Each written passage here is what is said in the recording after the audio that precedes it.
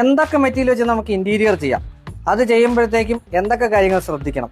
MDF കഴിഞ്ഞ ദിവസം മഴ കൊണ്ടാണ് കുടിച്ച് വീർത്ത് നിൽക്കുന്നു. ഈ സാധനം നമ്മുടെ കിച്ചണിൽ വെറ്റ് ഏരിയാസ് ഇന്റീരിയർ ചെയ്യാൻ ഉപയോഗിക്കാതിരിക്കുക, വേണമെങ്കിൽ വാർഡ്രോബ് ചെയ്യാം. അടുത്തത് HDHMR, ഒരു പ്രമുഖ ബ്രാൻഡിൻ്റെതാണ്. അവസ്ഥ 16 mm എന്ന് പറയുന്നത് ഇപ്പം 35 mm ഉണ്ട്. വെള്ളം കുടിച്ച് വീർത്ത് നിൽക്കുകയാണ്. വാട്ടർ റെസിസ്റ്റന്റ് എന്ന് പറയുന്നത് എത്രമാത്രം ആപ്ലിക്കബിൾ ആണെന്ന് ഇത് കാണുമ്പോൾ നിങ്ങൾക്ക് മനസ്സിലാവും. ഇതും വെറ്റ് ഏരിയാസിൽ, വെള്ളമുള്ള ഏരിയാസിൽ ഒരിക്കലും ഉപയോഗിക്കാൻ പാടില്ലാത്ത പ്രോഡക്റ്റ് ആണ്. ഇനി വരുന്നത് മറൈൻ പ്ലൈവുഡ് ആണ്. കഴിഞ്ഞ ഒരു കൊല്ലമായിട്ട് ഇപ്പം ഞാൻ കാണിച്ച 2 വിട്ടത് ഈ കഴിഞ്ഞ മഴയത്തിട്ടാണ്. 2-3 മഴ കൊണ്ടിട്ടുണ്ടാവും. ഇത് കഴിഞ്ഞ ഒരു വർഷമായിട്ട് മഴയും വെയിലും കൊണ്ട് കിടക്കുന്ന സാധനമാണ്. വെള്ളം അധികം കുടിച്ചിട്ടുണ്ട്, പക്ഷേ എങ്കിൽ പോലും പ്രശ്നം വന്നിട്ടില്ല. എന്നാൽ പോലും തുടർച്ചയായിട്ട് വെള്ളം വീഴുന്ന ഏരിയയിൽ മറൈൻ പ്ലൈവുഡ് വെക്കാൻ ഉദ്ദേശിക്കുന്നില്ല.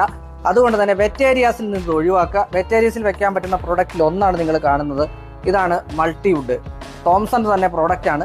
മൾട്ടിവുഡ് അല്ലെ PVC ബോർഡ് എവിടെയും നമുക്ക് ഉപയോഗിക്കാം. വെറ്റ് ഏരിയാസിൽ ഉപയോഗിക്കാം. ഫയർ റിട്ടാർഡന്റ് ആയിട്ടുള്ള പ്രോഡക്റ്റ് ആണ്. ഇത് കൂടാതെ ഇപ്പോൾ ഉള്ള ട്രെൻഡിങ് പ്രോഡക്റ്റ് ആണ് WPC. കഴിഞ്ഞ ഒരു കൊല്ലമായിട്ട് ഞാൻ വെളിയിൽ ഗ്യാസ് കുറ്റി കൊണ്ട് വെക്കുന്നത് വരെ ഇതിന്റെ മുകളിലാണ്. മൾട്ടിവുഡ് പറഞ്ഞതുപോലെ വെറ്റ് ഏരിയാസിൽ ഉൾപ്പെടെ അല്ലാതെ എവിടെ വേണം നമുക്ക് യൂസ് ചെയ്യാൻ പറ്റുന്ന ഒരു പ്രോഡക്റ്റ് ആണ് ഏത് WPC മൾട്ടിവുഡ്. മറൈൻ പ്ലൈവുഡും നമുക്ക് യൂസ് ചെയ്യാം, പക്ഷെ വെറ്റ് ഏരിയാസിൽ മാത്രം അത് ഒഴിവാക്കി കൊടുക്കും.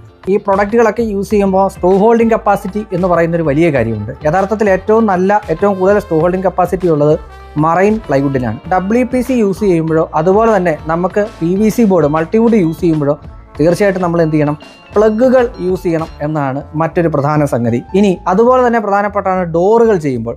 പലരും പറയാറുണ്ട് നമ്മുടെ വാർഡ്രോബ് ഡോറുകൾ ഏതാണ് നല്ലത്. ഈ വാർഡ്രോബ് ഡോറുകൾ അത്യാവശ്യം സൈസുള്ള, അതായത് വലിപ്പം ഹൈറ്റ് വരുന്ന ഡോറുകളാണ്. അതിനകത്ത് ബെൻഡ് വരിക എന്ന് പറയുന്നത് അതൊരു വലിയ ഇഷ്യൂ ആയിട്ടല്ല കാണുന്നത്. അത് അതിൻ്റെ ഫീച്ചറാണ്. തടികൾ വളയുന്നു എന്ന് പറയുന്ന പോലെ ഡോറുകൾ, പ്രത്യേകിച്ച് വാർഡ്രോബിൻ്റെ ഡോറുകൾ വളയുന്നു എന്ന് പറയുന്നത് അതൊരു പ്രശ്നമായിട്ടല്ല കാണേണ്ടത്. അവിടെ നമ്മൾ സ്ട്രൈറ്റ്നേഴ്സ് പോലുള്ള പ്രൊഡക്റ്റുകളാണ് യൂസ് ചെയ്യേണ്ടത്. അതെപ്പോഴും നമ്മൾ സ്ട്രൈറ്റ്നേഴ്സ് ഏത് പ്രൊഡക്റ്റിൽ, ഈ പറഞ്ഞ ഏത് മെറ്റീരിയൽ യൂസ് ചെയ്താലും നിങ്ങൾ സ്ട്രൈറ്റ്നേഴ്സ് യൂസ് ചെയ്യുക എന്നത് നിങ്ങൾ ശ്രദ്ധിച്ചിരിക്കേണ്ട ഒരു കാര്യമാണ്.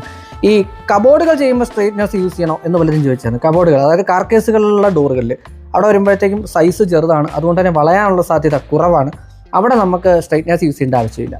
പലരും പറയുന്നുണ്ട് WPC ഡോറായിട്ട് യൂസ് ചെയ്യുമ്പോൾ വളയുന്നു എന്ന ഒരു പ്രധാനപ്പെട്ട കംപ്ലയിൻറ്റ്. WPCയിൽ എന്താണ് പ്രധാനമായിട്ടും മെയിനായിട്ടുള്ള കോണ്ടന്റ് എന്ന് പറയുന്നത് നമ്മൾ ആദ്യം പറഞ്ഞു കഴിഞ്ഞു.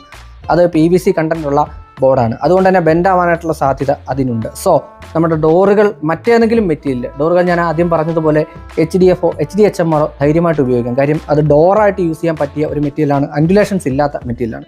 സോ ഇങ്ങനെയുള്ള കാര്യങ്ങൾ നിങ്ങൾ ഇന്റീരിയർ ചെയ്യുമ്പോൾ തീർച്ചയായിട്ടും ശ്രദ്ധിക്കേണ്ടതാണ്. ഇതിന് പല അഭിപ്രായ വ്യത്യാസങ്ങളുണ്ട്. അത് കമൻറ്റായിട്ട് ചെയ്യുക. തീർച്ചയായിട്ടും നമ്മൾ ആ കമൻറ്റിൽ റിയാക്ട് ചെയ്യുന്നതായിരിക്കും. അപ്പോൾ നമ്മുടെ പേജ് സബ്സ്ക്രൈബ് ചെയ്യാത്തവരൊന്ന് സബ്സ്ക്രൈബ് ചെയ്ത് വെച്ചോ. നന്ദി.